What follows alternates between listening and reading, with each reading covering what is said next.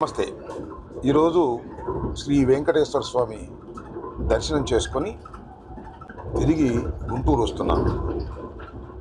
బంధువులు మిత్రులతో కలిసి ఉదయాన్నే తిరుమల వెళ్ళి వెంకటేశ్వర స్వామి దర్శనాన్ని చేసుకున్న తర్వాత అన్నప్రసాదశాలకు వెళ్ళి అక్కడ భోజనం చేయాలని అనిపించింది. ఆ తర్వాత సుమారుగా 1 గంట ప్రాంతంలో అందరం కలిసి అన్నప్రసాదశాలకు వెళ్ళాం. అక్కడే భోజనం కూడా చేశాం. అంటే భోజనం అనడం కంటే అది భగవంతుని ప్రసాదం. చాలా అద్భుతమైన భోజనం అది. చాలా రుచికరమైనటువంటి భోజనం. ఆ భోజనశాల ఎంతో నీట్గా మెయింటైన్ చేస్తున్నారు. హైజీనిక్గా ఉంది.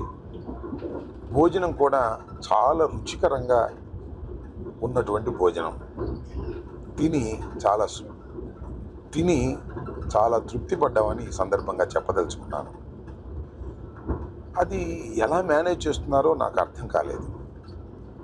రోజుకి కనీసం 90,000 మందికి అక్కడ భోజన సదుపాయాలు ఏర్పాటు చేస్తారు.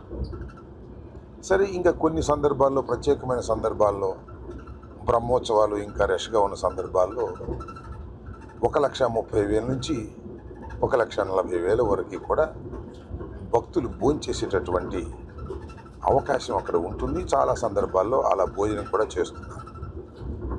రుచికరంగా భోజనం పెట్టడమే కాకుండా చాలా శుభ్రమైనటువంటి భోజనాన్ని పెడుతున్నారు. దీనికి దేశవ్యాప్తంగా అనడం కంటే ప్రపంచవ్యాప్తంగా ఉన్నటువంటి వెంకటేశ్వర స్వామి భక్తులు చందాల రూపంలో ట్రస్ట్కి ఇస్తున్నారు.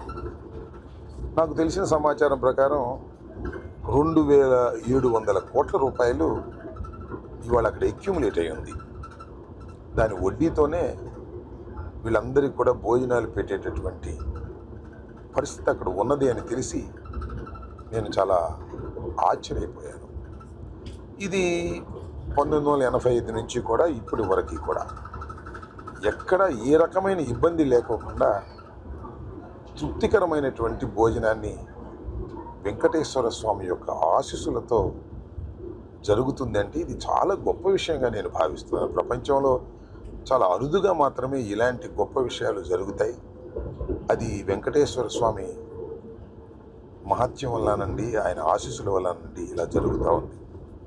నేను మీ అందరికీ చెప్పేది ఏంటంటే, ఎప్పుడైనా అవకాశం ఉన్నప్పుడు దర్శనం అయిపోయిన తర్వాత మధ్యాహ్న భోజనానికో, ఉదయం బ్రేక్ఫాస్ట్, సాయంత్రం దాకా కూడా కంటిన్యూస్గా బ్రేక్ఫాస్టు, లంచ్, సాయంత్రం దాకా కూడా భోజనాలు పెడుతూ ఉంటారు. అవకాశం ఉంటే వెళ్ళి భోంచేసి తృప్తిగా, సంతోషంగా ఆ భగవంతుడి ఆశీస్సులు మీరు పొందాలని నేను హృదయపూర్వకంగా కోరుకుంటున్నాను.